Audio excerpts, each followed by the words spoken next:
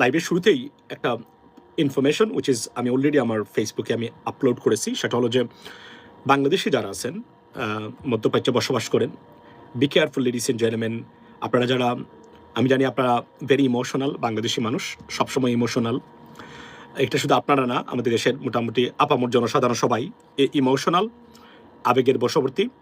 এটার আমরা কনসিকুয়েন্স না ভেবে না বুঝে অনেক কাজ করে থাকি, সারাদিনই আমরা এই কাজগুলাই করি। আপনারা আমাদের রাজনীতিবিদরাই সারা জীবনে এটা করেছে, যে কারণে বাংলাদেশ একটা হতদরিদ্র দেশ স্বাধীনতার 54 বছর পরেও। আমরা আইডিওলজিতে বিশ্বাস করি দেশের উন্নয়ন পারিবারিক উন্নয়নের চেয়েও। এটা হচ্ছে আমাদের সবচেয়ে, এটা মূর্খ জাতির পরিচয়, এটা সবাই জানে পৃথিবীতে। যত বেশি মূর্খ তত বেশি আবেগী।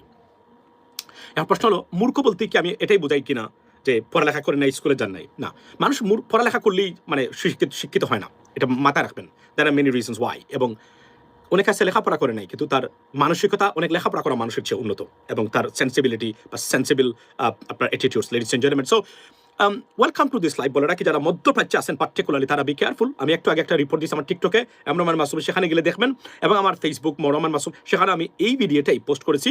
মধ্যপ্রাচ্যে সিটিজেনশিপ বাতিল থেকে শুরু করে দরপাকড় অব্যাহত গোপনে করতেছে মধ্যপ্রাচ্যের দেশগুলা। পার্টিকুলারলি যারা ইরানকে নিয়ে অতি আবেগী পোস্ট দিয়েছেন, অতি আবেগী কথাবার্তা বলেছেন, যে বিষয়টা তাদের দৃষ্টিগোচর হয়েছে। প্রথমে বলি, বাংলাদেশিরা অ্যাক্রস দ্য বোর্ড 99% ইরানকে সমর্থন দিয়েছেন। এটা আপনাদের থাকতে পারে, আপনার অধিকার থাকতে পারে, এটা আমি বলছি না, কিন্তু মনে রাখবেন এই দেশগুলা এর জন্য ইরান হচ্ছে তাদের চরম শত্রু। এই দেশে বসবাস করে আপনাকে একটাই কাজ, আপনি যদি মানে সমর্থন কোনো কিছু না করেন, সাইলেন্ট থাকতে হবে, মনে মনে আপনি আপনার কাজ করতে হবে, এটা মাথায় রাখবেন। বিশেষ করে কুয়েত, সৌদি এবং আরব আমিরাত, এরা কিন্তু নজিরবিহীনভাবে পদক্ষেপ নিচ্ছে ভিতরে ভিতরে। অনেক বাংলাদেশিদেরকে পাঠিয়ে দিচ্ছে, আমরা জানিও না, আমরা দেখেছি দু একটা ভিডিও, বাট অনেক কাজগুলো করতেছে। অনেক আফ্রিকান দেশের মানুষ তাদেরকে গোপনে বাসা থেকে ধরে নিয়ে যাচ্ছে, তারা পাঠিয়ে দিয়েছে। নাগরিকত্ব দিয়েছিল বিশেষ কারণে যারা ইরানকে সমর্থন দিয়েছেন। পার্টিকুলারলি আজকে দেখেন কুয়েতে একজন মানে কুয়েতি আমেরিকান সিটিজেন, ওনার নাগরিকত্ব বাতিল করে ওনাকে ফেরত পাঠিয়েছে তারা, বিকজ তারা মনে করে যে ইরানের পক্ষে দেওয়া মানে কুয়েতের বিপক্ষে অবস্থান নেওয়া। Ladies and gentleman, be careful, সতর্ক করলাম। সেখানে আরো একটা জিনিস অনেকে আমাকে জানতে চেয়েছিলেন, যে আমাদের লিমন নাহিদা বৃষ্টির যে হত্যাকাণ্ড, এই হত্যাকাণ্ডের ধারাবাহিকতা মানে কিভাবে এটা শুরু হয়েছে আনফোল্ড আছে। আমি সময় পেলে এটা নিয়ে আপনাদের সাথে কথা বলতে চাই। একদম মানে শরীফ অফিসার যে রিপোর্টটা, সেই রিপোর্টটা মানে পড়ে শোনাবো আপনাদেরকে। সেকেন্ড থিং হলো মানে আপনার যে এখানে বলে রাখি, আরও একটা জিনিস হলো যে মোটিভটা এখন পর্যন্ত আমরা জানি না কি কারণে সেই হত্যাকাণ্ডটা ঘটিয়েছে। দুজনকেই সে হত্যা করেছে, এটা কনফার্ম। যদিও এটা নিয়ে অনেকে অপপ্রচার বিভিন্ন ধরনের কী সম্পর্ক ছিল না, আসলে we don't want to get into that, it may be their personal, but মূলত যে জিনিসটা হয়েছে এটা একটা ডাবল মার্ডার, এবং এগুলা সবচেয়ে প্যাথেটিক এবং devastating for families and as well as Bangladeshi, because they were the two brightest individuals তারা দে কুড সার্ভ ও could I mean honestly speaking render a better service to the country and to the nation. Ladies and gentlemen, unfortunately তারা এই মানে তাদের বলবো যে আমি ইল-ফেটেড, তারা এই আপনার এই দুর্ঘটনা না মানে এই ধরনের এই আপনার অনাকাঙ্ক্ষিত ঘটনার শিকার হয়েছেন। প্রথমে বলি, আজকের লাইভের বিষয়টা হলো মূলত যে বিষয়টা, সেটা হচ্ছে যে প্রেসিডেন্ট ট্রাম্প ইরান ইসরায়েল যুদ্ধের, আজকে প্রেসিডেন্ট ট্রাম্প মানে yesterday president Trump informed Congress that the war is over, the war on Iran is over, অর্থাৎ ইরানের উপর যে যুদ্ধ, এই যুদ্ধ শেষ। ওয়াই? দেখুন, আপনি প্রশ্ন করতে পারেন যে এটা কিভাবে শেষ হলো, এটা তো আমরা জানলাম না। I understand that, I am coming to this point. প্রশ্ন হলো, ভিয়েতনাম যুদ্ধের পরে মানে কংগ্রেস একটা ল পাস করেছে, এটা হলো আমেরিকান প্রেসিডেন্ট কোনো যুদ্ধে মানে যদি যান, এখন পর্যন্ত যুদ্ধে গেলেই মানে আপনার কংগ্রেসের অনুমোদন লাগে না, তবে 60 days এটা গ্রেস পিরিয়ড ফর প্রেসিডেন্ট। উনি যুদ্ধ করতে পারবেন 60 দিনের জন্য। 60 দিন যদি যুদ্ধ শেষ না হয়, তাহলে এই যুদ্ধের কার্যকারিতা উপস্থাপন করে, প্রয়োজনীয়তা উপস্থাপন কংগ্রেসে উপস্থাপন করে এই যুদ্ধের অ্যাপ্রুভাল নিতে হয় কংগ্রেস থেকে, এটা প্রেসিডেন্টের জন্য। That is the bottom line, right?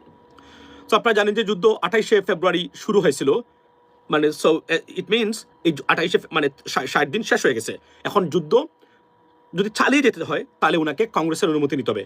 এখন কংগ্রেসের অনুমতি নেওয়া তার ওভারনাইট এবং একদিনে হবে না। এখানে অনেক বিষয় আছে, বাইপার্টিজান সাপোর্টের ব্যাপার আছে, অনেক রিপাবলিকান মানে কংগ্রেসম্যান আছে, ম্যান উমেন আছেন যারা এই যুদ্ধকে সমর্থন করেন না। আপনারা জানেন যে 6 every 6 and 10 people তারা এই যুদ্ধের বিরুদ্ধে গতকালকে ওয়াশিংটন মানে সরি দ্য ওয়াল স্ট্রিট জার্নালে যে সার্ভে দিয়েছে সিএনএন তো দিয়েছে 64% মানুষ এই যুদ্ধের বিরোধিতাকারী এবং আপনার 6 in every 10 people গতকালকে যে আপনার দি ওয়াল স্ট্রিট জার্নালের যে সার্ভে সেই সার্ভে বলছে যে এরা মনে করেন এই যুদ্ধটা অপ্রয়োজনীয় এবং কোনো কাজের না আমেরিকার জন্য অর্থাৎ 6 people in every 10 people so think about that so এবং এটা তো bound in duty for President Trump to আপনার get an approval from the Congress consequently উনি বলছেন যুদ্ধ শেষ দেখেন এখানে টেকনিক্যাল টার্মটা না আসলে কি যুদ্ধ শেষ না it is not but president ট্রাম্পকে এটা বলতে হচ্ছে যে যুদ্ধটা আপাতত আমরা শেষ এটা করে ফেলছি না হলে ওনাকে যদি না নেন তাহলে উনি মানে বিপদে পড়বেন এবং কংগ্রেস ওনাকে ইমপিচ করতে পারে না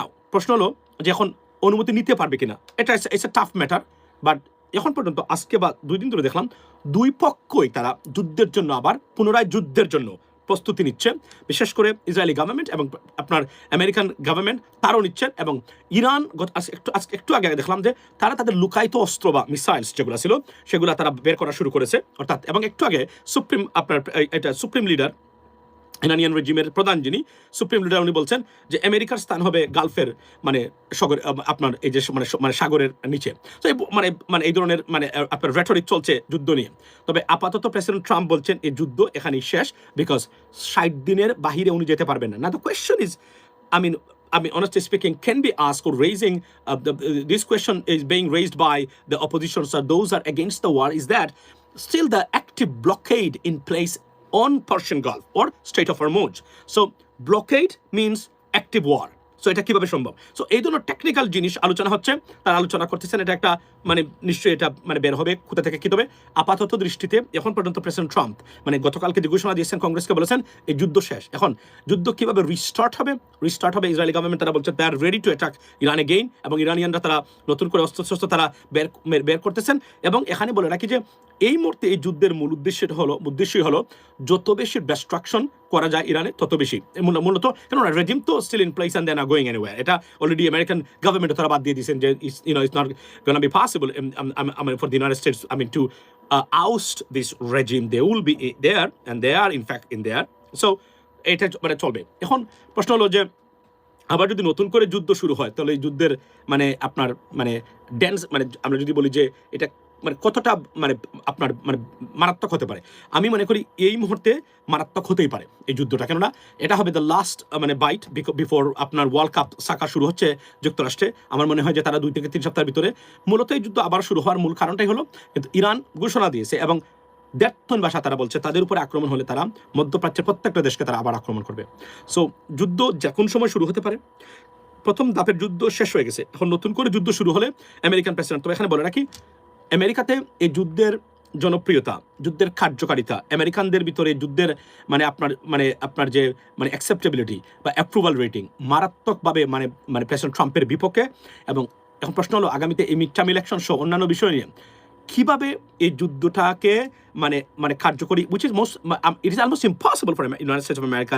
যে এই যুদ্ধটা কোনোভাবে আপনারা জানেন যে গতকালকে এবং লাস্ট 2 days কংগ্রেসের আপনার এই ডিফেন্স সেক্রেটারি পিট হ্যাগসেথ উনি এসেছিলেন এবং উনাকে গ্রিল করা হয়েছে এই যুদ্ধ নিয়ে এবং এ পর্যন্ত মানে উনি বলেছেন $25 billion খরচ হয়েছে বাট ইনফ্যাক্ট অন্যান্য হিসাবে বলা হচ্ছে যে $50 billion মানে America spent on Iran so বুঝতেই পারতেছেন এবং আপনার এই রেকর্ড পরিমাণ তেলের দাম যুদ্ধের কারণে বর্তমানে আমেরিকাতে আছে রেকর্ড এবং অলরেডি 124 আপনার ডলার্স পার ব্যারেল এটা এই মুহূর্তে ব্যারেল বিক্রি হচ্ছে সো এটা কি হবে এটার পরিস্থিতি ওর কোথায় যাবে শেষ পর্যন্ত আমরা জানি না তবে এখন পর্যন্ত আজকের খবর পাওয়া পর্যন্ত হলো যে এই যুদ্ধর প্রেসিডেন্ট ট্রাম্প কংগ্রেসের যেহেতু এটা ইলিগাল হয়ে যাবে ওনার জন্য উনি বলেছেন যুদ্ধ শেষ এখন নতুন করে এই যুদ্ধ কিভাবে শুরু হবে সেটাই দেখার বিষয় এবং কি পরিমাণ ক্যাটাস্ট্রফিক হবে সেকেন্ড ফেজের যে যুদ্ধটা যেহেতু সিজফায়ার অলরেডি শেষ এবং পাকিস্তান কি করতেছে সেখানে যারা মিডিয়েটর তারা এই যুদ্ধের এটা দেখার বিষয় তবে এখানে বলে রাখি যে প্রেসিডেন্ট ট্রাম্প ইমিগ্রেশন আইনে নতুন ল নিয়ে আসছেন তারা যারা ইরানের পক্ষে তাদেরকে অ্যান্টি-সেমাইট হিসেবে ধরা হচ্ছে to be honest with you এখন আপনি এটাকে ফেয়ার আনফেয়ার কি বলবেন কিনা that is the law of the land ladies and gentleman we have to everyone should abide by it এবং এটা আরও মারাত্মক এবং শুধু এটা আমেরিকাতে না তো এটা মধ্যপ্রাচ্য আপনারা জানেন যে সৌদি আরবের চিরশত্রু হচ্ছে ইরান আরব আমিরাতের চিরশত্রু হচ্ছে ইরান কুয়েতের চিরশত্রু হচ্ছে ইরান। শিয়া সুন্নির ব্যাপারটা তো সবসময় ছিল, এখনো আছে।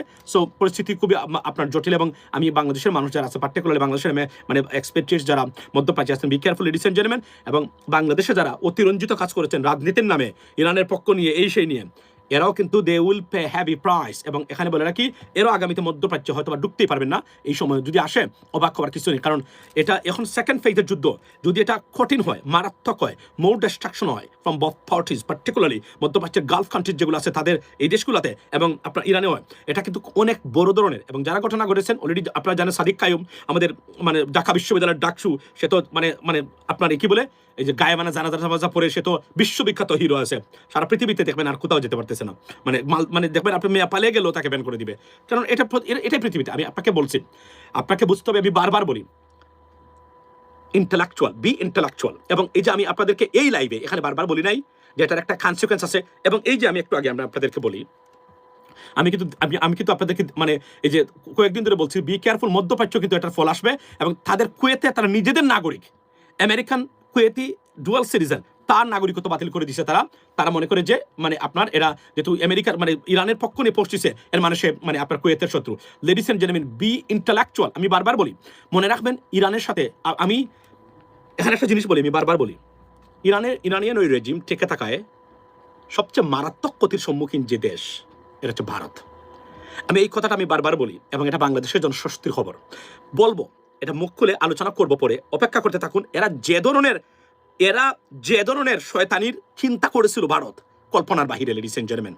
এটা মানে এরা যে কতটা শয়তান রাষ্ট্র।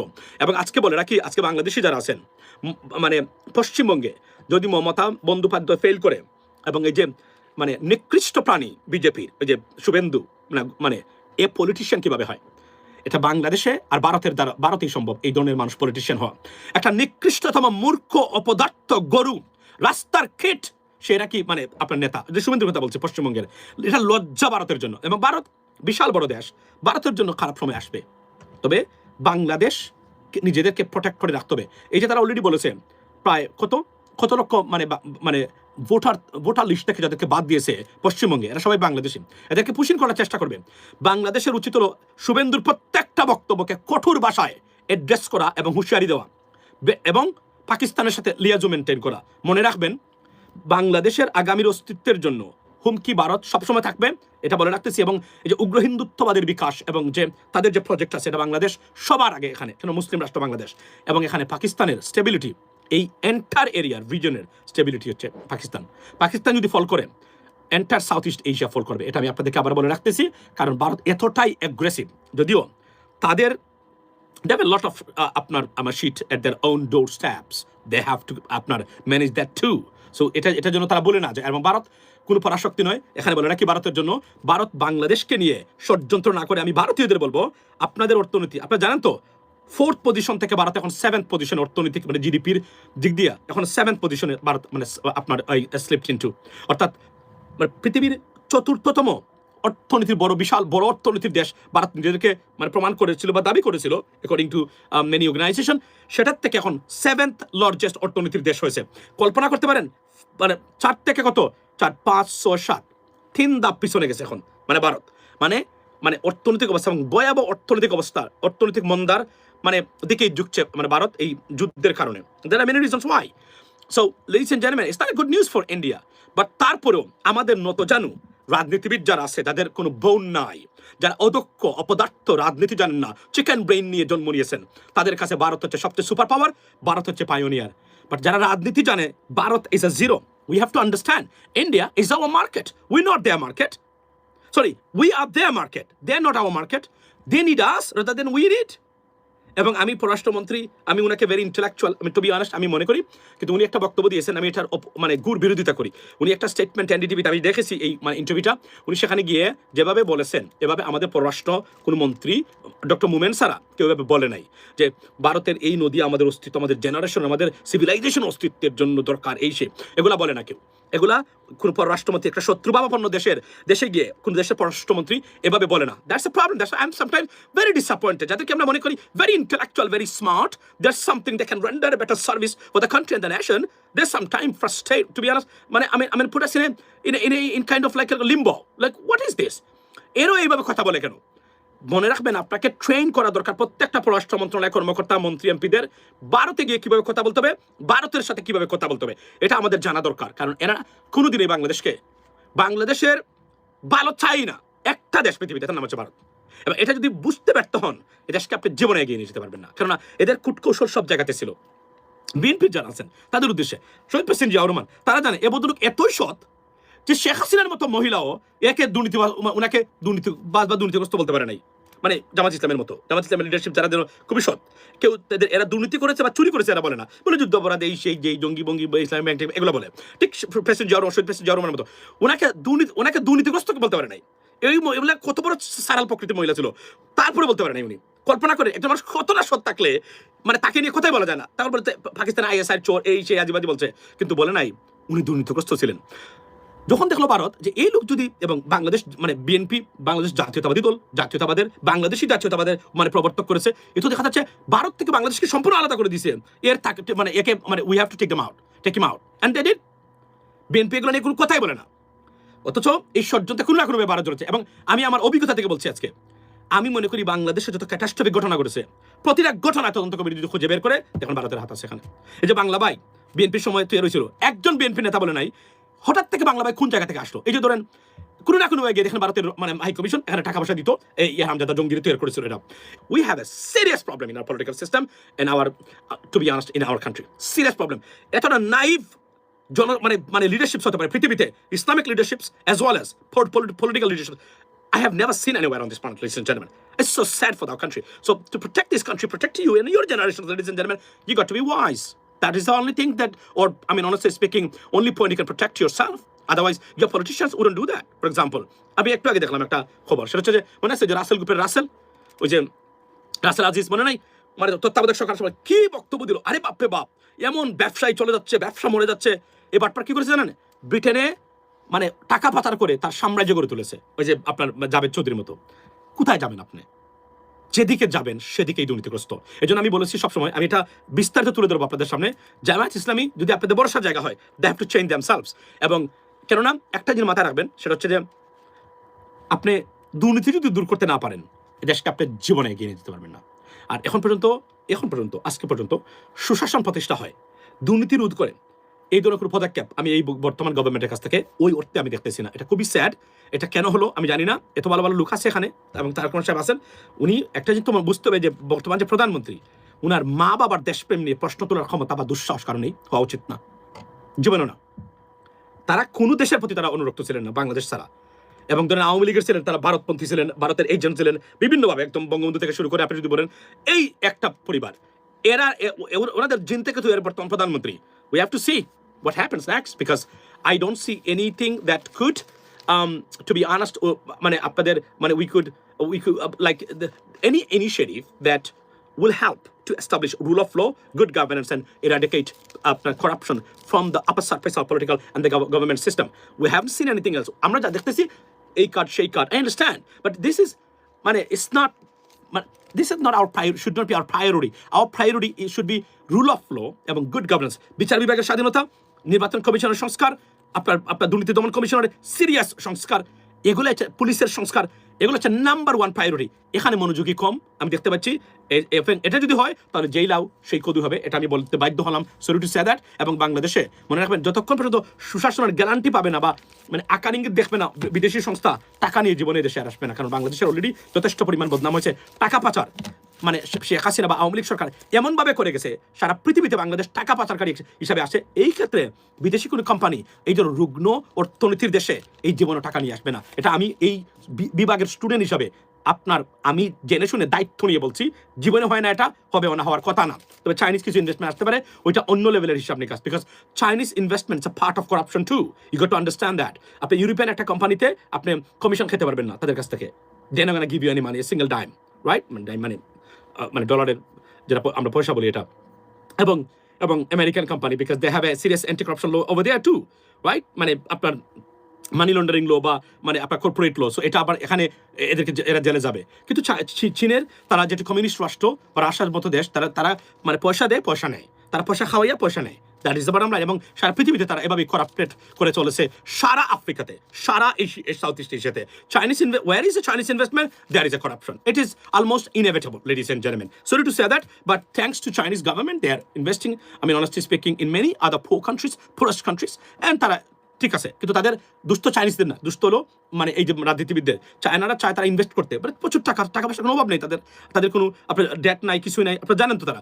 সুতরাং তারা চায় টাকা দিতে, যেখানে বড় বড় কোম্পানি তখন এই পলিটিশিয়ান দ্বারায় এদেরকে টাকা পয়সা দিয়ে তারা এখানে গিয়ে ইনভেস্ট করে। That's the bottom line, ladies and gentlemen. So আমি এতটুকু বলি আপনাদেরকে যে bad time ahead of us, যদি না আমরা আমাদের লিডারশিপ ঠিক হয়। এখানে আবার বলছি, আমাদের সংসদে 75% ডিসকাশন হয়, 75%। আমি এটা এই যে কয়েকটা মানে ক্লিপ দেখেছি বা কথাবার্তা দেখেছি শুধুমাত্র 1971 সালে মুক্তিযুদ্ধের পক্ষের বিপক্ষে, রাজাকার, আলবদর, এগুলো নিয়ে।